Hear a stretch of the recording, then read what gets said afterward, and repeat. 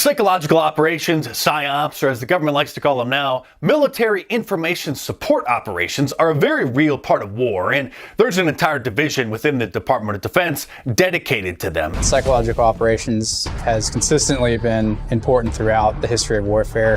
Persuade, change, influence. That is the motto of the U.S. Army's Psychological Operations Regiment. They employ specific communication methods using a variety of techniques, technology, and mediums to develop and deliver messages which will have the greatest impact and influence. And while the U.S. government likes to claim that PSYOPs are only launched against enemies in foreign countries, that couldn't be further from the truth. Such PSYOPs include planting fake news stories, not to mention setting up patsies and then arresting them before they supposedly were about to kidnap a governor in order to continue spreading a climate of fear in America and justify continued invasion of people's privacy and erosion of our civil liberties, and the narrative that Trump supporters are trying to overthrow democracy. But military insiders don't just think that fake news stories, propaganda pieces, and false flag attacks are enough to accomplish their goals. And so they've added some truly Orwellian and sadistic plans to the PSYOP toolbox. A lieutenant colonel in the U.S. Army at the time named Michael Aquino, an admitted Satanist by the way, and founder of the Temple of Set, an offshoot of the Church of Satan, wrote a report for the Department of Defense in 1980 titled From PSYOP to Mind War that proposed using psychotronic weapons against the general public in order to alter people's brainwaves, thus altering their mood to coincide with government propaganda that was being broadcast. Aquino wrote, quote, infrasound vibration up to 20 hertz can subliminally influence brain activity to align itself to delta, theta, alpha, or beta wave patterns, inclining an audience towards everything from alertness to passivity.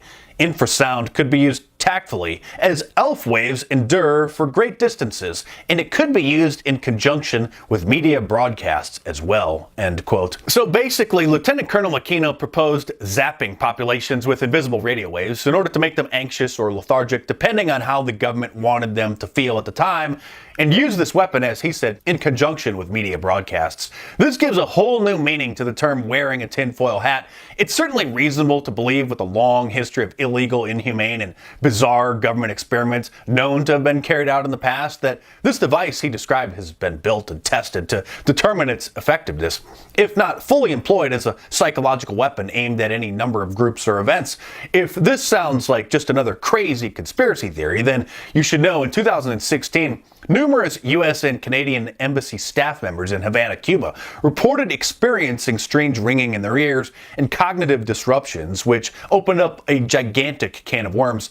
Not long after this, U.S. intelligence and military personnel reported the same symptoms in other places around the world, including China, Europe, and even in Washington, D.C. The strange phenomena was called Havana Syndrome, and after doing an investigation, the National Academies of Sciences, Engineering, and Medicine released a report in December of 2020 saying that microwave energy, specifically directed pulsed radio frequency energy, appears to be the most plausible explanation. Then, just 1 month later, the CIA released a report claiming that most of the cases of Havana Syndrome were not the result of a campaign by a hostile power, and suggested that it was just stress or psychosomatic reactions. Obviously, they just don't want the general public to freak out by admitting that psychotronic weapons exist. In February of this year, 2022, reports surfaced that numerous White House staff had experienced Havana Syndrome on the White House grounds and believed that they were being targeted with a directed energy weapon. 60 Minutes did a segment about it and interviewed some of the targets, which include Olivia Troy, who worked at the Department of Homeland Security and counterterrorism advisor to Vice President Mike Pence, and another Trump administration official, some of which said that they were targeted at their home, at their apartments. If you look up psychotronic weapons or electronic harassment on Wikipedia, the article says that it's just a conspiracy theory that government agents make use of electromagnetic radiation to harass people or transmit sounds into their heads. But for decades now, the United States government has been in possession of a device that can literally make people hear voices that seem as if they're coming from within their own head. In 2002, a patent was issued to the United States government for a device designed to, quote, induce a thermoacoustic signal in the bone tissue material of the head that replicates the input audio signal and is conducted by the bone tissue structure of the head to the inner ear, where it is demodulated by the normal processes of the cochlea and converted to nerve signals which are sent to the brain, thereby enabling intelligible speech to be perceived by the brain. In other words, you can't tell where the sound is coming from, and it appears to originate from within your own head. Another patent filed by the United States government a decade earlier in 1988 details plans for what is called a microwave voice device, which also beams voices into people's heads. The abstract for this patent reads, quote, "Sound is induced in the head of a person by radiating the head with microwaves in the range of 100 megahertz to 10,000 megahertz that are modulated with a particular waveform." And then it goes on to detail how this is done in a bunch of fancy scientific terms. In 2007, the Washington Post ran an article titled "Mind Games," which investigated claims of individuals who believed the government was using such devices on them. The beginning of the article makes it seem as if the people are crazy, but then further into the article, it actually outlined some of the technology and the research that the government has been involved in that is able to accomplish such a thing. It points out that in 2002, the Air Force Research Laboratory patented precisely such technology, using microwaves to send words into someone's head. Now, think about this for a minute. Think about the ramifications of such technology. Such a system could easily make people think that they were hearing God or the devil, or that they were going completely insane. And how would they know that such a system was being used, since practically nobody is even aware that this technology exists? There would be no evidence that such a system was being used on a targeted individual unless the device's operator was apprehended with some strange-looking electronic device that was seized as evidence and then analyzed by electrical engineers who would likely be able to determine its purpose. And people who are victims of such technology would most likely never mention it to anyone, since hearing voices is the epitome of being crazy. It's for these reasons that it's extremely important that the public be made aware of such technology and that we learn how to detect and prevent its use. Certainly the CIA or the Department of Defense have tested these weapons on unwitting people to see what they would do if all of a sudden they started hearing voices in their head. Just like they did with MK-Ultra mind control experiments in the 1950s and 60s, when the CIA dosed people with LSD and then monitored them to see what happened.